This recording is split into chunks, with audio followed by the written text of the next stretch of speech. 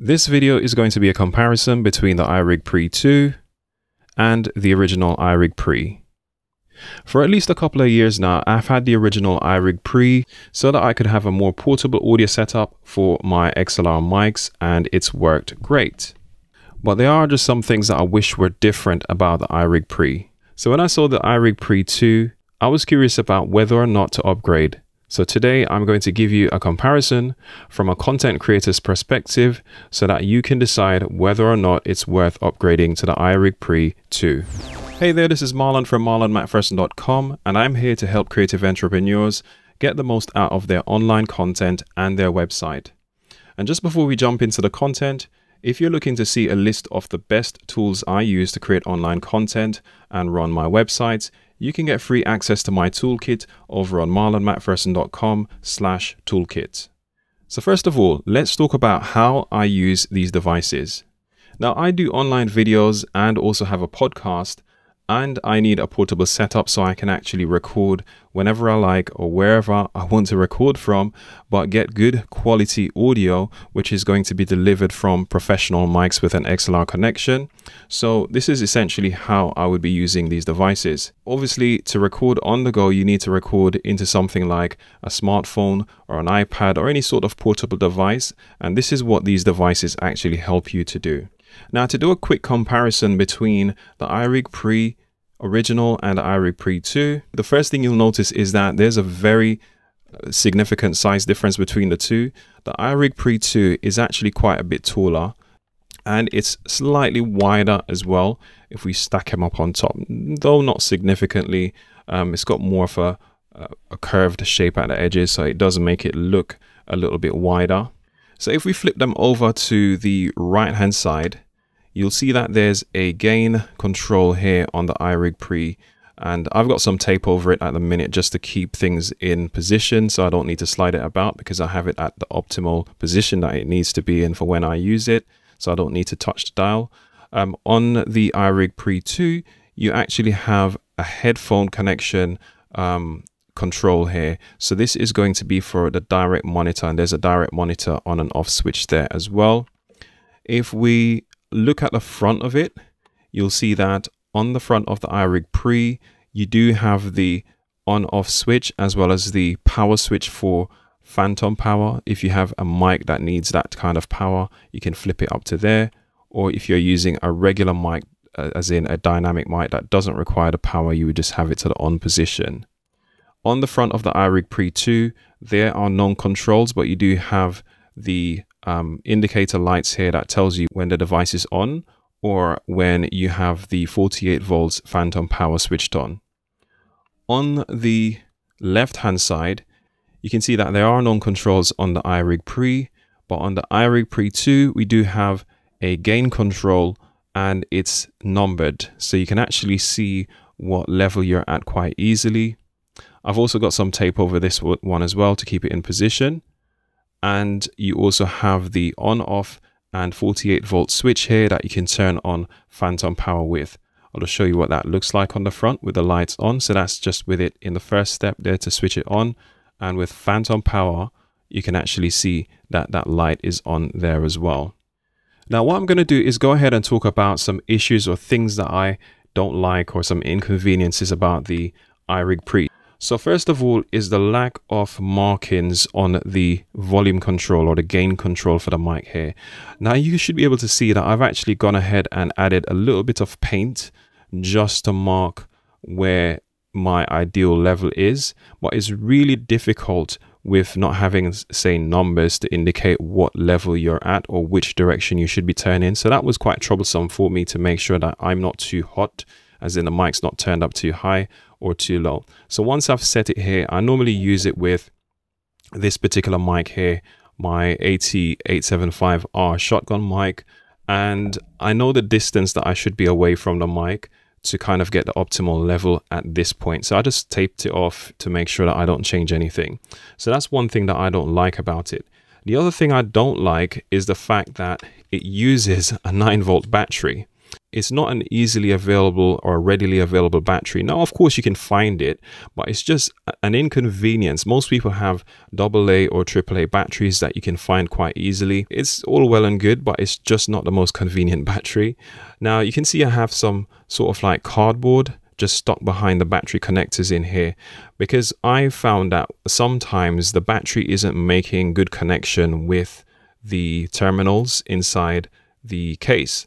And oftentimes I would switch on the device and there would be like nothing, no signal, only to realize that if I come in here and just shift the battery a little bit, it would press up against the connectors and it would work. So what I've done is just forced the cardboard there just behind it to push the contacts forward so it makes a better connection with the battery. Another little pain point that I have with this is that if I'm using this with phantom power especially, and that's how I end up using it most of the times because this mic here requires phantom power, I cannot actually tell when the battery is low because there's no difference with the lights. The only way I'm able to tell if the battery is low is if I do a recording and I can see the signal kind of going down slightly. Then I realize that the battery's running out and I need to actually change the battery or charge it in this case. And that can be quite annoying because you could be just going through a recording, not knowing what's happening until at the end, you realize that your signal is quite low. Another thing with this is that it has a headphone connection here, which is for monitoring. When I first bought this, I thought it was going to allow me to monitor in real time, but in actual fact, it doesn't through the device. It does not have direct monitoring. So I for a while thought this was not working because in my head for some reason I thought it was going to be a direct monitoring type of connection here. All this does is it allows you to pass through the computer or the device that you're recording through for playback. So if you are using software that allows you to kind of feed back out the signal for monitoring, you'll be able to hear it through this. This is just basically extending or giving you the headphone connection that you would normally have on the computer. So if you're playing back something from the computer, you would hear it back through here, but you would not hear yourself if you're talking into the mic without some sort of software feeding back that audio back out from the computer, which is normally going to have some kind of delay. So that was a little bit disappointing for me. But once I found out that it wasn't really how it was supposed to work, I was okay with that. It's not a big deal. Now with the iRig Pre 2, there are a number of things that I've improved on it and, you know, I do like. So first of all, so there are actual numbers on the gain control here. So right now you can see that there's a point just right here and you've got the numbers so you can line this up with it, and mine is set just after the 2 position. So if we turn in whichever direction, you would see it go to the next number. And you'll be able to kind of tell visually that you're lined up with 0.2 or 0.3 or wherever. I've just taped it off again as a precautionary measure so that I don't have to deal with it moving about because I have it set to the optimal position. So I really, really like that. It now has the numbers so you can clearly see where your marking is. Another thing that I love about this is that it now uses more convenient batteries. So these are AA batteries, okay? So you can find these pretty much anywhere. Now, as we're on the back cover here as well, you can see that it's got a really nice strap, which is basically Velcro that you can use it to attach to other devices. Now, this is significantly longer than the original one, and I find it's a bit more sturdy as well to hold the device on whatever you want to connect it to. And finally on this, what you're looking at here on the side is direct monitoring controls. So I can actually monitor what's going on in real time by plugging in headphones into the top of it. So I can plug in headphones into here, and as I'm recording, I can hear through this device, not going into the computer and back out, but through this device, what my audio sounds like. Even without recording, if I just pop them in here, you can actually hear because it's sending out the signal from here as opposed to relying on software to do so. And I can basically toggle that on and off and control the volume levels here. It also acts as a playback device just like your normal output would be on the smartphone, or if you're using a computer, it would play back through here as well, whatever it is that's playing on that device. But yeah, so this is really handy to tell if there's any sort of noise or any disruptions or interference with the audio. You'll be able to tell if you switch on direct monitoring whilst you're recording. Now, I generally don't leave it on the whole time. I just use it to test and check my levels and things like that. And I also check the levels inside the software that I'm using to make sure that everything looks and sounds fine there. Now, in terms of audio quality, in my opinion, there is no obvious difference between the two when it comes to the audio quality. Now, a lot of this will come down to the device that you use it with and the quality of the built-in audio hardware. For example, with my older 2015 MacBook, the sound quality was much lower. It was a bit thinner sounding due to the poor preamps that Apple placed inside that laptop. However, on a more recent M1 MacBook, there's a dramatic improvement, and I'm quite happy with how that sounds. Now, to give you an idea of what they both sound like, here's a test recording I did using the ScreenFlow software and my Audio-Technica mic that requires phantom power. This is a test recording using the iRig Pre Original and my Audio-Technica AT875R. This is another test recording using the iRig Pre 2 and the Audio-Technica microphone.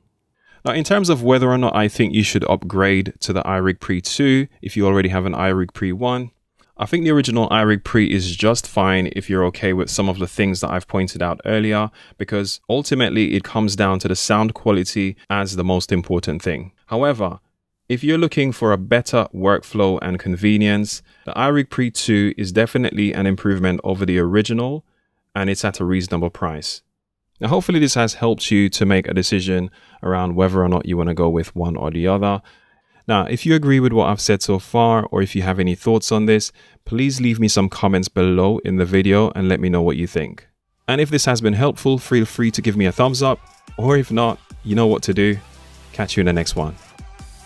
Hey there, thank you for watching this all the way through till the end. Consider watching one of my other videos shown on screen, in the description, or just by simply checking the channel. And also, if you like the content, consider subscribing and hitting that bell notification icon so you don't miss out on any of my future uploads. Speak to you soon.